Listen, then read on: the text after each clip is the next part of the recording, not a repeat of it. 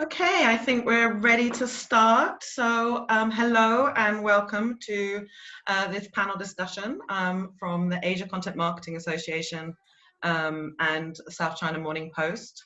My name is Lorraine Kushni. I am a board member of the Asia Content Marketing Association, as well as a partner in a thought leadership consultancy called New Narrative. Today we're going to be talking about how to keep your content relevant and responsive in 2020. We've got a great lineup of speakers who will be discussing this topic, as well as answering some of the questions you sent through as part of registration. And we'll also be trying to answer some questions if they come through during the discussion. So feel free to send us a message on Zoom and we'll try and get through as much as possible. I'm going to hand over to the panelists now to give a quick introduction, and then we'll get straight on with the discussion today. Akira, if we could start with you, let us know who you are and a bit of your responsibilities. Okay, thanks, Lorraine, for the introduction, and hello to everyone. Thank you very much for joining this session. I'm Akira Mitsumasa. I'm VP of Global Marketing for Japan Airlines. So essentially, we do marketing for anything that's outside of Japan. We have 4 core markets and 4 teams outside Japan, based in London to cover the European region, in LA to cover the North American region, in Shanghai for the China region, and in Singapore for the APAC region. It's a great pleasure to be able to join this panel today, and looking forward to having a great discussion. Thank you. Thank you. Winfried, if you could do the same, please. Yes, hi everybody, and thanks very much for listening in. I'm Winfried. I'm in charge of advertising, brand and media for UBS, Switzerland-based financial services company and the largest wealth management firm in the world. Thank you. And Johnny, over to you. Thank you, everyone. I'm happy to be part of this great panel. I represent the South China Morning Post, and we've been a media organization, news media organization based in Hong Kong for over 100 years. We've definitely transformed over the past 3 years to help lead the global conversation about China. And today we are well over 50 million monthly active users, and yeah, looking forward to this panel. That's great. Let's kick off. I mean, the panel today is about keeping your content marketing relevant and responsive in 2020. We're not going to focus completely on COVID, but we would be remiss if we didn't tackle that, I think, to start off. So let's maybe start off with, what have you learned through doing content marketing during sort of the COVID-19 pandemic, you know, as we've sort of evolved through it? Winfried, maybe we could start with you. Yeah, so what have we learned? I think, and this is more of a personal lesson in this game, I think that brands are widely expected to say something on the matter, and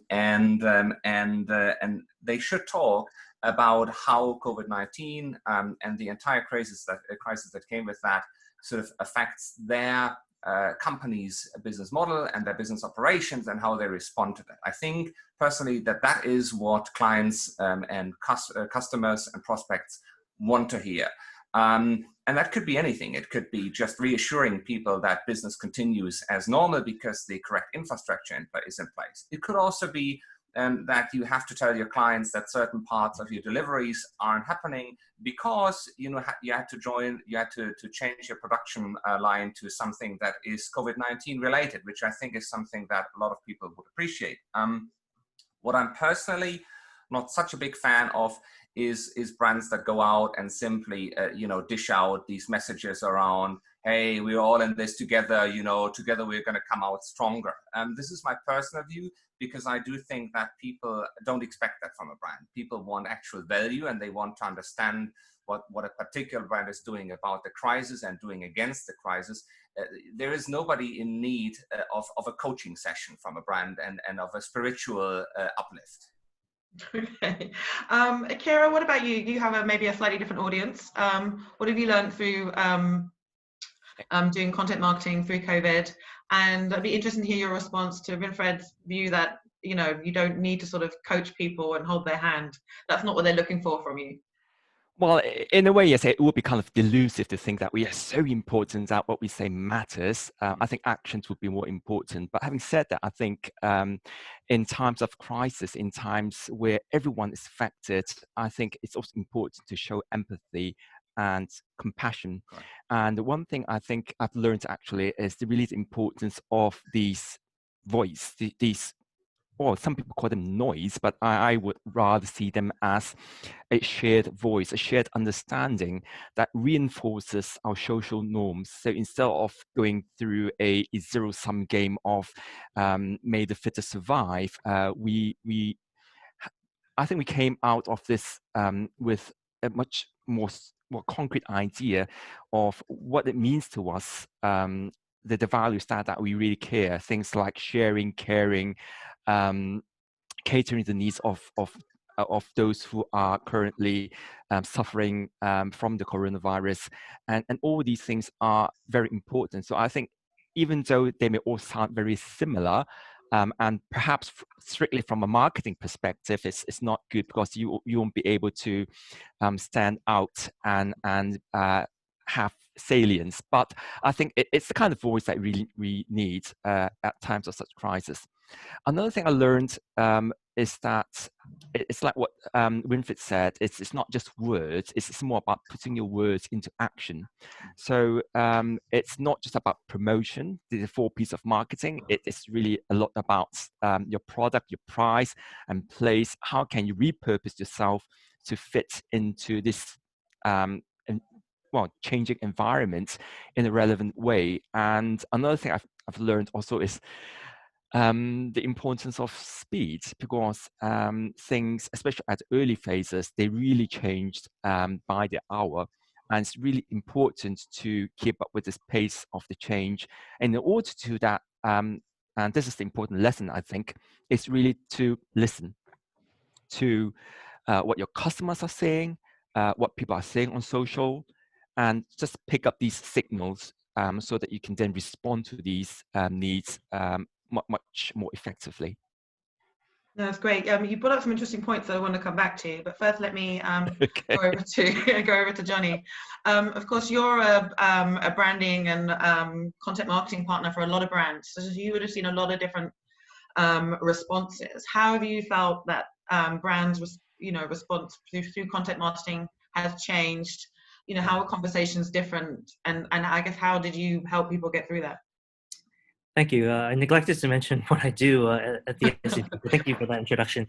But yeah, I do work with a lot of advertisers. So certainly we're open to kind of various different messages, whatever the client wants to talk about, whether it is practical advice, whether it's more inspirational.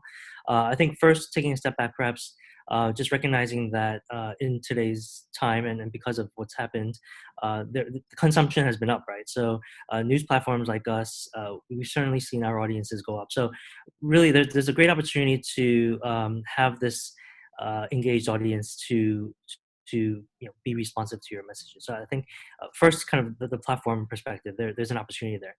I think from the various brands that we've worked with, I think we try to talk about the fact that content marketing something that is long term, it's evergreen. It may not be necessarily something that is so limited to kind of the now, even though we are a news platform. So I think if it's something more in terms of branding, whether it's purpose-led kind of messaging, something that's just to position, something that your brand wants to communicate, then I don't think it's affected in many ways by what's happening. So I think it's been an opportunity we've seen for a lot of government organizations, for example, to talk about some of the companies and the people that have been involved in making things better. I think that we've seen an uptick in those types of messages and those types of content campaigns, so to speak. I think it makes sense that certain brands, certain industries have had to stop. We were just talking a little bit about travel, tourism, for example, and certainly they have to rethink, in terms of timing. But ultimately, if it's broader for content marketing, I think we're still open for business, and there's still a great opportunity to share brand messages during this time. Johnny, you mentioned that, of course, readership is up and hits are up. And I think we've all seen the volume of content marketing has increased as well. Actually, brands have felt the need to communicate, and maybe other ways they would have communicated in the past haven't been available. So content marketing has really come to the fore. But along with that, it means you're trying to stand out in an even more crowded marketplace. And also, if you're not maybe able to talk about your story and value proposition in the same way, that maybe there's a lot of overlap. And so one of the questions that's come through is, how do you stand out? So maybe, John, if I throw that to you, you know, what are the tips you've got for sort of standing out with your content marketing? And then we'll go to the others.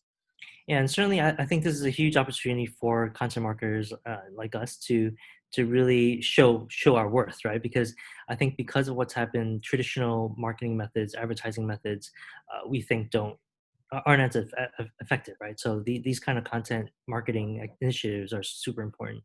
I think for us, having kind of the platforms, having the ability to reach these audiences is really important. But I think we spend a lot of time on the creative side to work with our partners to come up with ways to be able to reach these people, as you said, during this time when a lot of people are producing content. So one example is, if you've followed any of our coverage on the news side, I mean, you've seen the importance of video, the importance of infographics, for example, of communicating the sheer impact it's had to the world, for example. And the same applies when we work with advertisers, where we come up with creative and editorial angle solutions to help cut through the noise.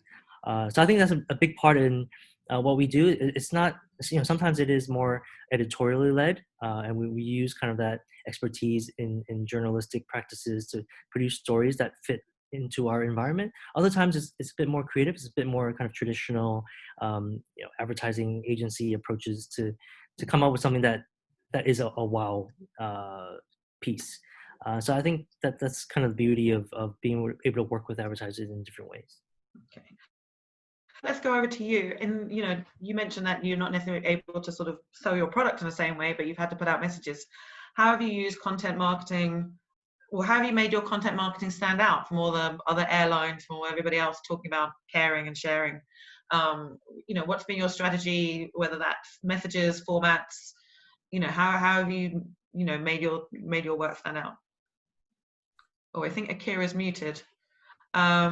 Maybe we'll go to Winfred, and then we'll get Akira unmuted. Winfred, if you could maybe answer that similar question, how have you made your content marketing stand out?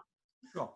So what I think is that, in my view, a lot of the rules that apply in general to how you make your content marketing stand out, be relevant, those rules haven't changed. It's just that they get even more important, and that they get even more urgent, as the pressure in the marketplace rises, and as the clutter that you have to cut through is even more omnipresent. And as an example, I would say that, first of all, try really to find that unique spot on which you are the expert, or you can claim expertise, and that white spot that you can still own. Now that sounds like a no-brainer, but what I mean with that is, don't go for that temptation of trying to imitate something that is already out there. And I've seen that many times. I'll give you an example. As I said, the core business of UBS, the global core business of UBS, is wealth management. So we cater to a global audience of high net worth individuals.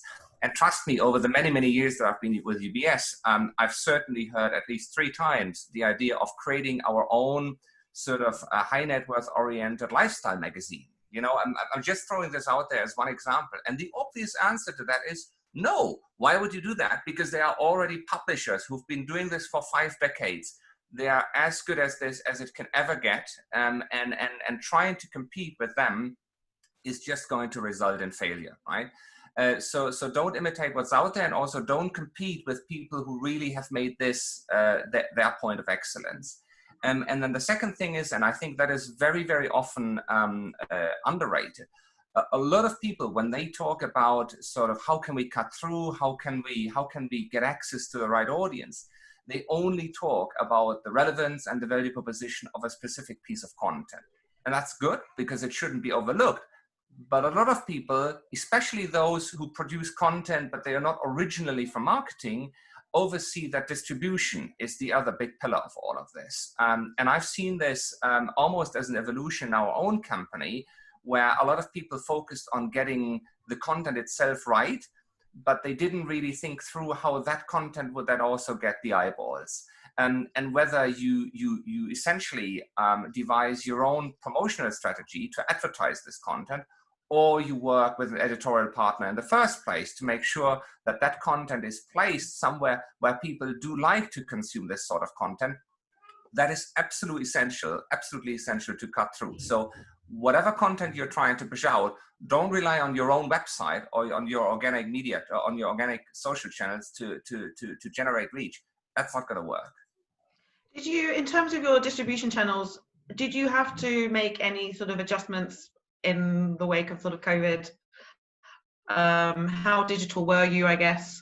You know, has it been much sort of similar approach, just with new sort of messaging that's adapted, or have you had to rethink some of the distribution you've been using? Yeah, I think, and probably my answer to that will differ quite a bit from what Akira is going to say about this, because and I don't know whether we were in a lucky position with this, but generally our messaging, even before COVID, was of a sort that doesn't necessarily need an instant change. So to give you an example, our advertising, which has revolved a lot of asking live questions, the creative asset that we had out there in the market when COVID hit, had a headline that said, "Will the world always be this unpredictable?" So I don't necessarily need to change that headline, because it's still going to be relevant. At the same time, one of our largest content programs is our interviews with Nobel Prize winning economists who talk about the effects in the economy, how the economy responds to certain things. And we don't have to change that content. What we do is we talk to some of these people again, and we ask them, what they think, how the labor market, for instance, is going to recover from this never seen before shock to the system. So it's rather adding to an existing portfolio than the need to change our messaging and our content strategy fundamentally. There was no need to do that, at least not so far. Okay. Akira, what about yourself? You've been, you're in one of the industries that's been probably the hardest hit. So how have you made your content marketing sort of stand out with everything else that's out there? And maybe if you can talk us through, I guess, any sort of changes you've made to how you distribute content or your strategy in that way. Yeah, I think it would be interesting after hearing what Wilfred's just said. We are in quite, as you mentioned, in quite a different situation. Really, travel has dropped by 97% in terms of travel, so it's really hit us quite hard. So two things we did in order for us to really stand out, and the first thing, the most important one, is to really address the key concerns of our customers, and there are plenty of them. It starts with safety.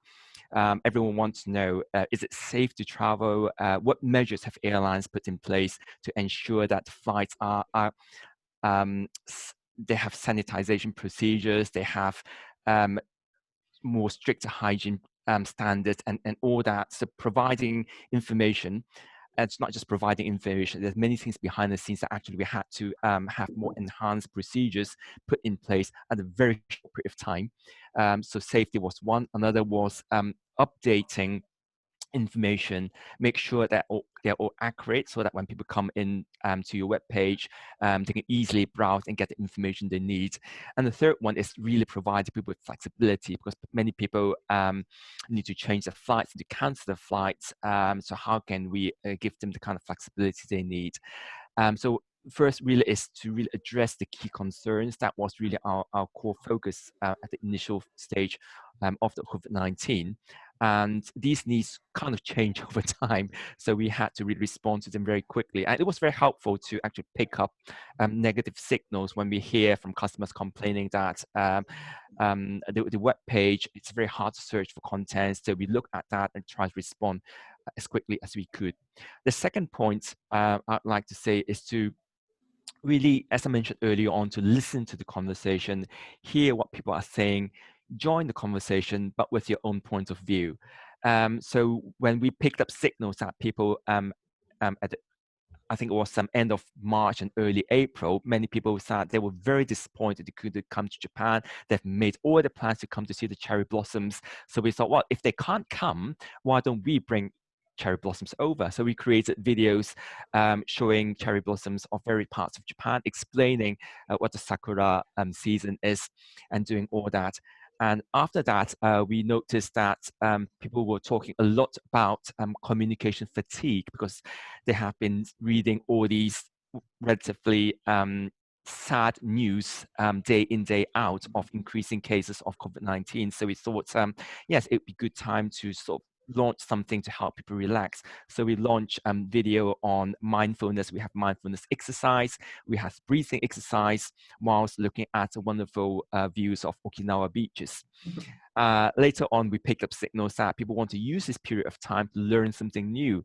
So we thought, well, why not have a session on learning simple Japanese phrases that will be very convenient to use when should you travel to Japan again after COVID-19. So the important thing we did was to really listen to the conversation, pick up signals, and try to use them in a creative way in content marketing. So those are the 2 points. It's clear from what you're saying that you've had to be far more sort of responsive to the sentiment of your audience, maybe than say Winfred, who some of the themes are maybe more sort of universal and go through the crisis, all of the specific things. Or yeah, in a way, I think. Come in. So no, maybe just one point to that. So you're probably right on a brand level. That's true, and it's also fair to say that a lot of the response to individual client requests and sort of data points that we gather and our communication around how we as a firm deal very concretely with COVID-19 and in dealing with our clients.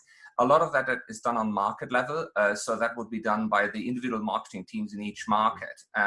And I don't think that content necessarily is at the forefront of this. A lot of this happens through social media messaging, but also through direct client communication. Mm-hmm. So I guess what I was referring to in my earlier statement is really what we do on a global brand level, and almost by definition that is slightly removed from the individual concerns in each market, because as we all know, they differ quite a bit depending on how severe the COVID-19 effect is.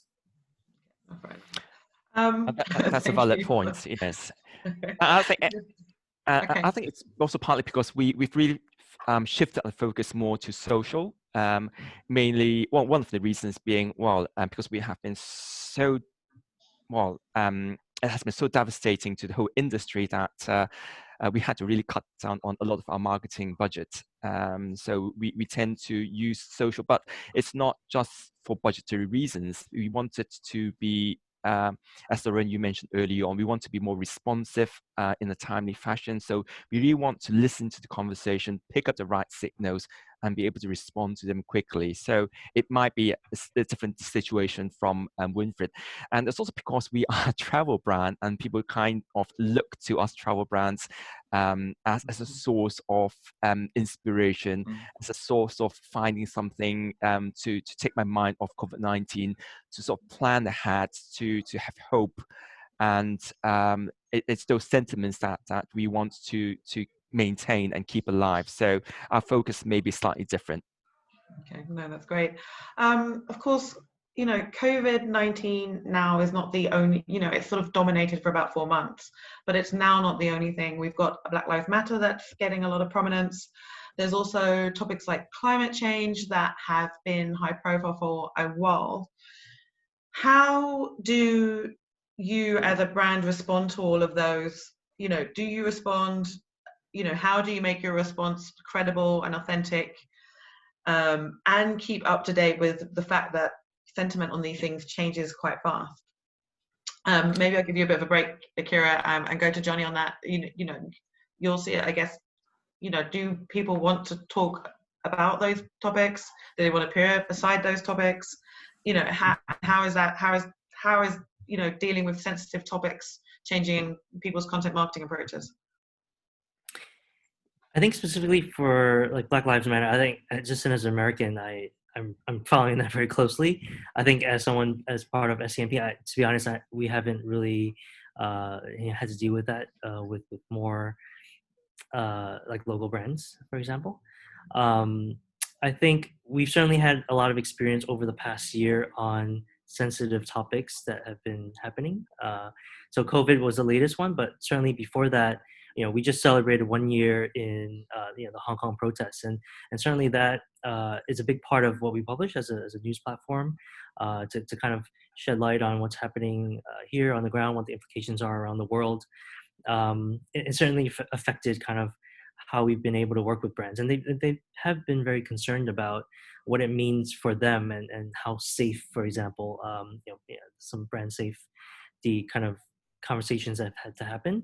I think what we've said to these brands is, certainly it's not brand safe. It's about brand suitability, and we have a lot of tools in place to ensure that this is news. It's not unsafe for your brand to be a part of this environment, and so it's been part of an education process. But yeah, to be honest, a lot of brands have had reservations about proceeding with a lot of brands. So I think that's kind of so far our experience and the impact that we've had on our business. Okay. And Fred, what about yourselves and UBS? Some of these more, I guess, social topics where brands are being asked to show leadership and need to talk about it, but in a way that is authentic, and stands up to scrutiny. How are you approaching those?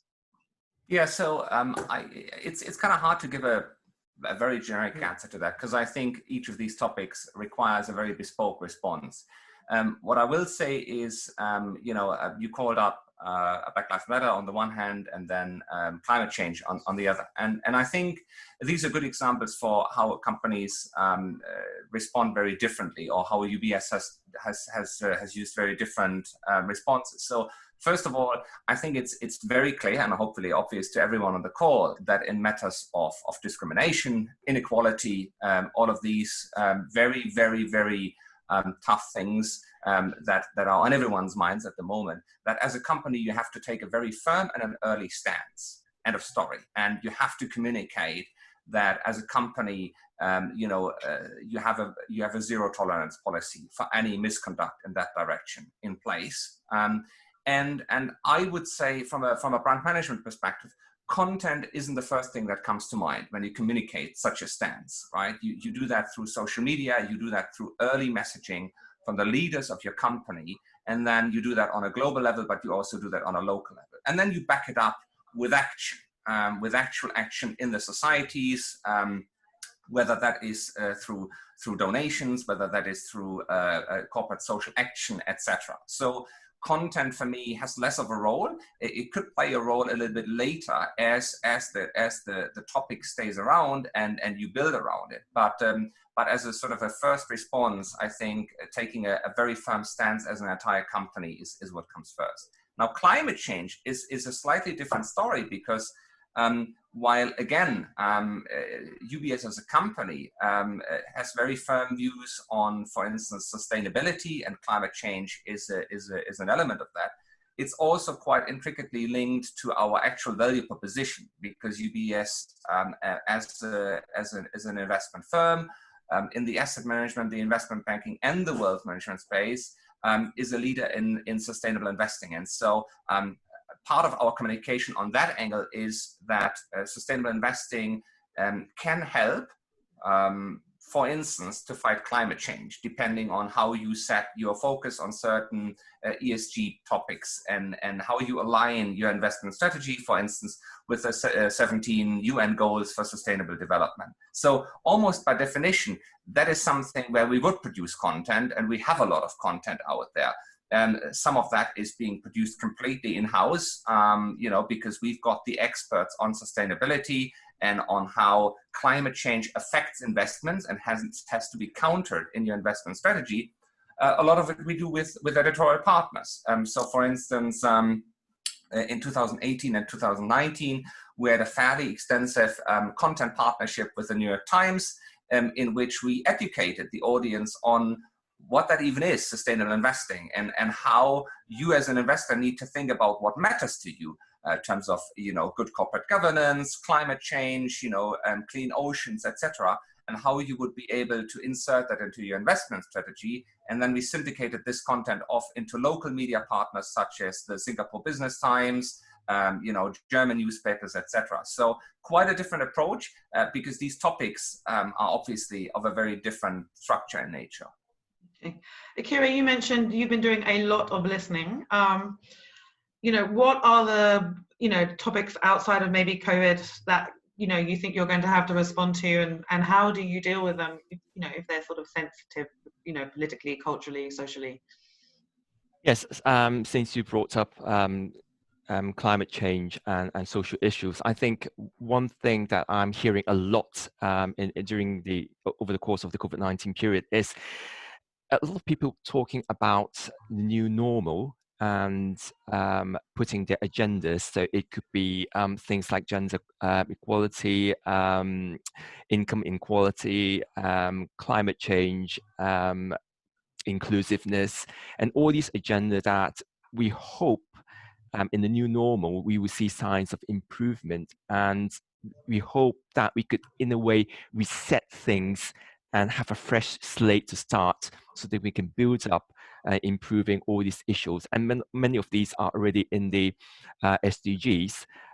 So one thing I hear a lot is really not just to put this agenda out and say it's a good idea to have, but to really address them as best as we can, so that, because this is in a way it's sort of once in a decade, if not once in a lifetime opportunity for us to really step back a little and say, okay, let's reset, let's do this for you this time. So for a lot of the SDGs, we have been doing that for quite some time. I mean, being a Japanese company, we tend to say less and do more. So we don't really say too much about it. But if you look at our annual reports, you have seen that we have been actually quite committed to these. We have special departments working on the SDGs and ESGs as well. And this really, I think, comes from a sense of responsibility. So in terms of carbon emission, the aviation industry accounts for roughly 2% of human-induced carbon emission. So we do have a huge sense of responsibility to really tackle this problem, and this requires collaborative efforts from the whole industry. So I think it's really this sense of responsibility and the intent in management to really do something about it that matters. We have actually created also some stories and content around tackling carbon emission, and also with the SDG goals. And but I don't think it's really too much about shouting about what the story. It's like what Winfried said earlier on. It's really more about rolling up your sleeves and being committed to these causes. And Lauren, as you said at the very beginning, to be authentic as well. Okay. So thanks for that. So we're going to get, I guess, a bit more down to the nitty gritty now. As marketers, we're always having to show our value and our worth to the business. And so one of the questions we've had from the audience is, how do you use content marketing to, get new leads and get new customers? So maybe Winfried, I'll jump to you with that and then come back to Akira. So content marketing is a strategy for, generating new business, which is ultimately what we're in place to do. Yeah, so I guess that's a difficult one in a sense, because pretty much any instrument that you develop and deploy in marketing, eventually somebody looks at this and says, well, how many leads and how much new business has come out of this? And as we all know, in order to pinpoint that, you'd need a fully fledged attribution model, which for a number of reasons, at least in our industry, is very, very hard to develop, because simply in our quite elusive audience, gathering the data points is a little bit tough. What I will say is, generally, I think content marketing at UBS is an instrument to engage our audience and to make the audience familiar with us as a brand, and ultimately create mental availability or salience. I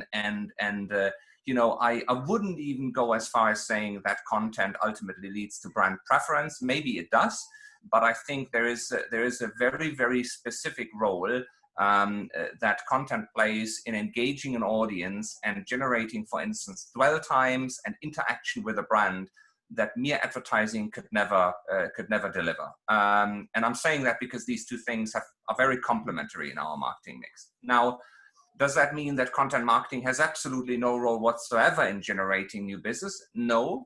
Obviously, there are areas in which we push out content on a very regular basis to a growing audience of subscribers, for instance. And it's obvious that we would then target that subscriber base for lead generation. But what we, for instance, haven't done is we haven't created content programs that would instantly, almost in the middle of the content, try and pull you into an acquisition process. And the reason for that is that people generally think that content is good when it is of value to them. And we try to procure, we try to provide content that when you consume it really does generate value for you, and it's not advertising that is just packaged in a different form. So we try to stay away from that. We try to deliver a clear and beneficial content program. However, at the end of that user journey, we do always provide access to UBS and the ability to move on into a direct contact. Not only because we need to, because there is obviously the need to ultimately also boost acquisition, but also because a lot of consumers, once they've gone through this, and if they are a fan of what they've seen, their next question will be, who do I talk to, and who can answer my next question on this? So there is a link, but what I would stay away from is to use it as much as a straightforward acquisition tool as advertising is. Okay. Do you put any KPIs in place when you're looking? How do you judge if the content hit the mark, or if you've got the kind of response? Do you put any KPIs, and what do you sort of look at as a marker? Yeah, so I mean, we've got the full range. We go from reach metrics into efficiency metrics, cost per visit. We look obviously at dwell time, and ultimately we look at conversion. So how many people, came from the original ad or post that promoted a certain piece of content through engaging with the content all the way to the destination page that sits on ubs.com, all the way into are there even people who then felt inclined to fill out a contact form, for instance. But that very end of the funnel, which is how many people filled out a form, for me in brand management is not the main KPI. That is different when I look at search optimization, for instance. That's a different story. Here we are talking about converting warm leads. But with content, we look at how many people did consume the content, how long did they spend on it, did they share it, did they like it, and in general, how many of them were then inclined to move from content that sometimes is hosted outside of UBS, as with an editorial publisher, all the way into the UBS environment. Okay, well, that's great. Akira, when you're creating, things about what secure means and mindfulness, how are you using that to get new leads, or not in your normal content marketing strategy? Is it about new leads and new customers? What's your strategy there? For all the Sakura and mindfulness exercises, it's not really so much for generating leads. It's more to really we measure it by engagement, just to make sure that even at times like this, we continue communicating and keeping our community engaged. But in terms of generating leads, I think one thing that came to our mind at the very early stage is that in order for people to actually book a ticket, the first thing we need to assure them is that we are providing them with safe environment. So the first thing we need is to create at the early stage is to how can we actually provide all these details. So we created a video to show how we clean the airports and also inside the aircraft, our sanitization procedures and all that, just to give a sense of assurance, because that very often is the first hurdle we have to clear before actually people start think of traveling again. So it's not so much really directly lead generation, it's more like lifting some of the roadblocks that we anticipate to make sure that we clear the path for people to feel comfortable to start traveling again.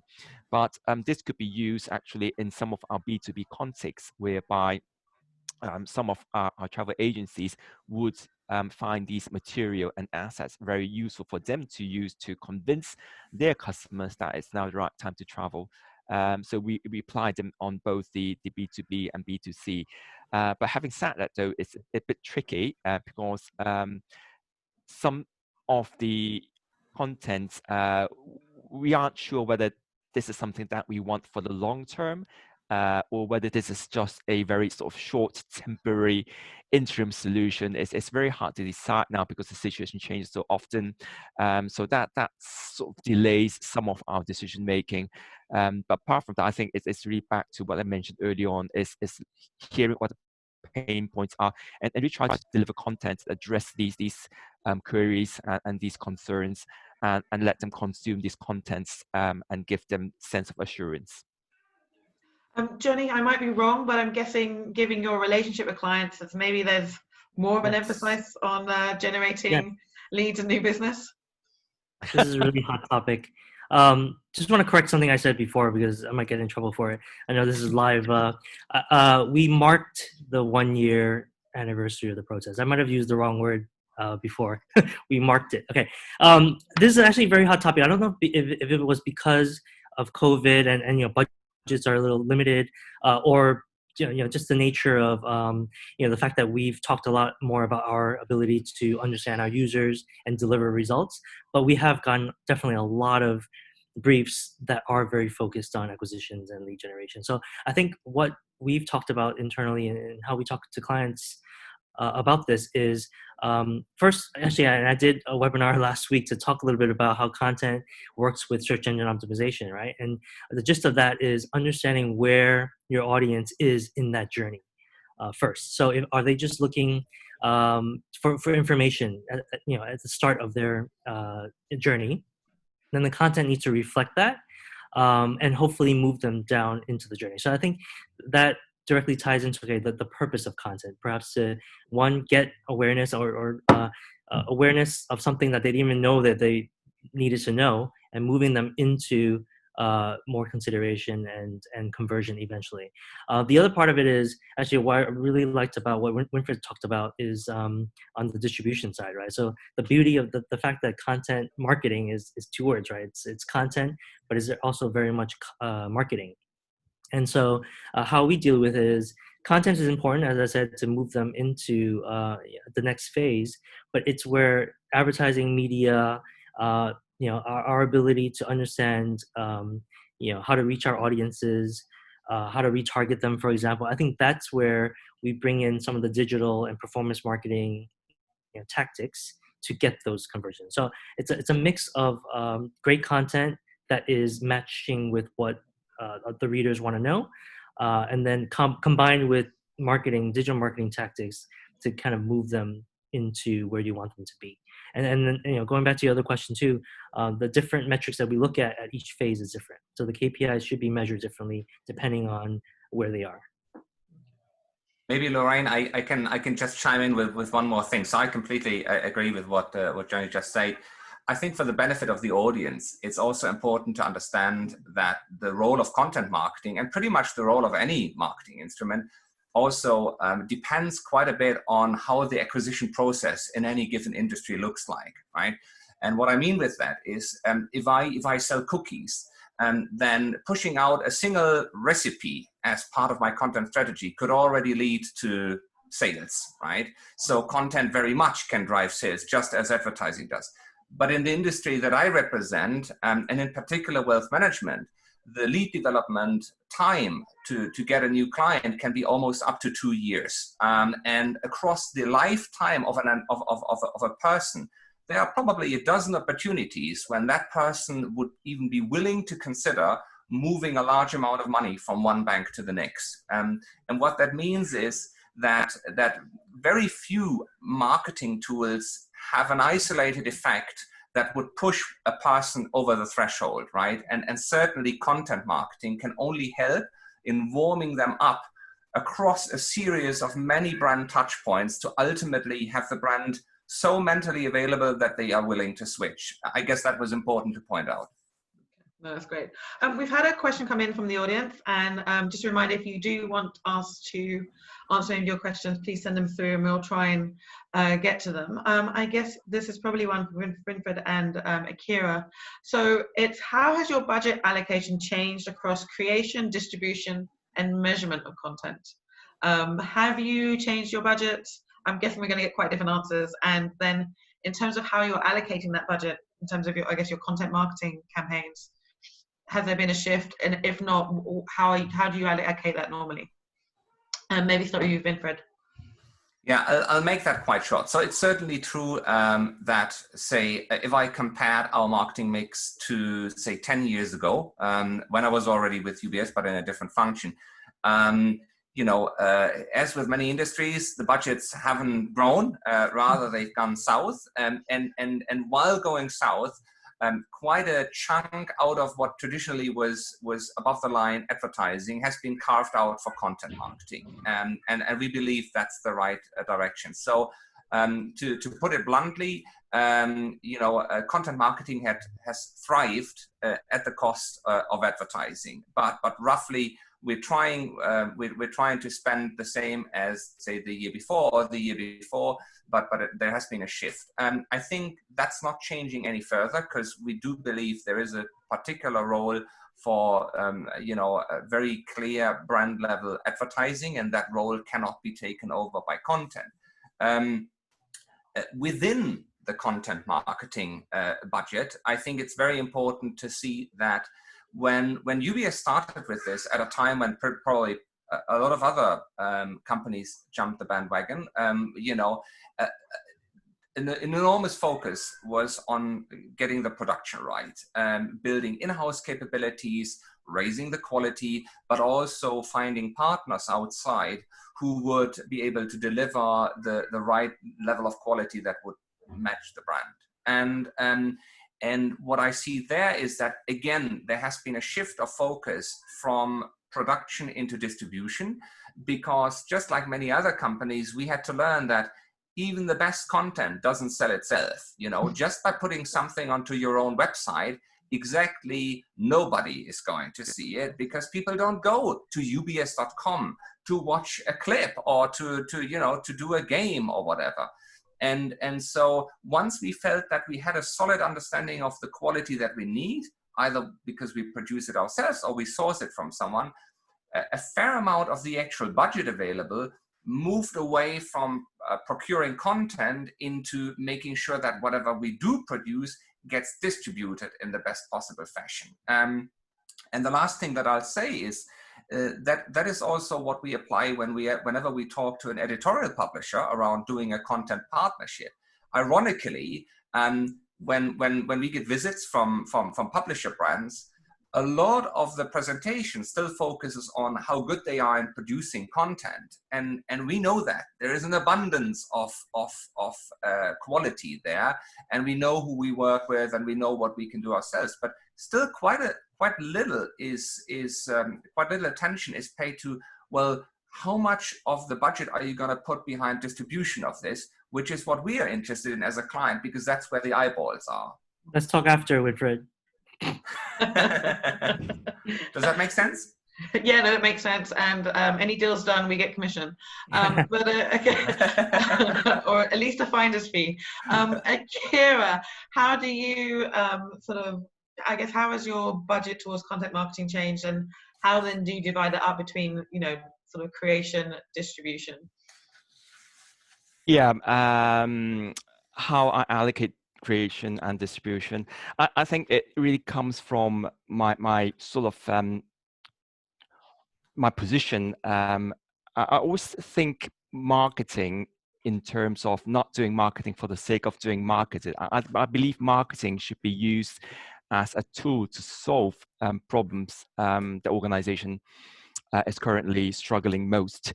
And obviously, marketing cannot solve all problems, but to a great extent, I think marketing can address many issues. So currently, with the COVID-19, our key issue is not so much about generating new leads and about pushing sales, but really more about providing our customers with information, providing a sense of assurance, making sure that they know what we want them to know about the safety of air travel and all that. So our focus has really changed a lot. So in terms of how I allocate the budget, it's really it's really all repurposed and towards making sure that I get all these contents created and pushed out to channels that would be most relevant at this stage. So it's very different from 4 months back when it was really more about working down the funnel, creating nice content, have people view them, and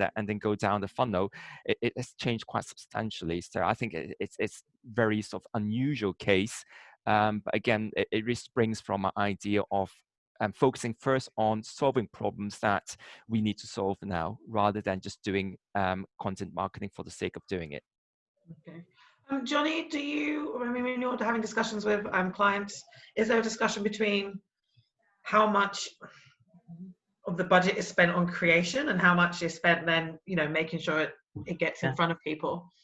Yeah, it's what I love about what we do, because we have this. We're definitely not positioned as content creators, because our edge is really the fact that we're media and the fact that we have this audience that expects certain types of content on our site, right? But it really depends on the client. I think what I like is that we're able to have those conversations. Sometimes it is about, hey, we're at the SCMP, we're experts in writing this content. So we focus a lot of discussion about our ability to produce content that our readers want to read.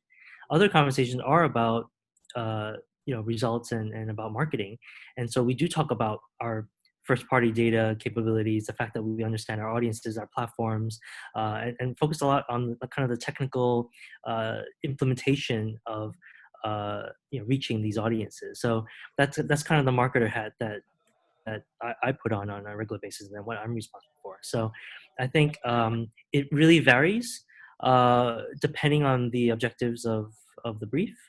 And so sometimes it is very much weighted with media, with advertising. And again, we spend a lot of time talking about how we can achieve results in very specific ways. Other times it is more kind of soft, how content can change perception, how with this content, your brand can be affiliated with a topic that our readers want to read. So it really depends. Okay. We've had we've had another question come in. We're running out of time, so if you have got a question, get it in quick. So this question is, how are you getting your content created?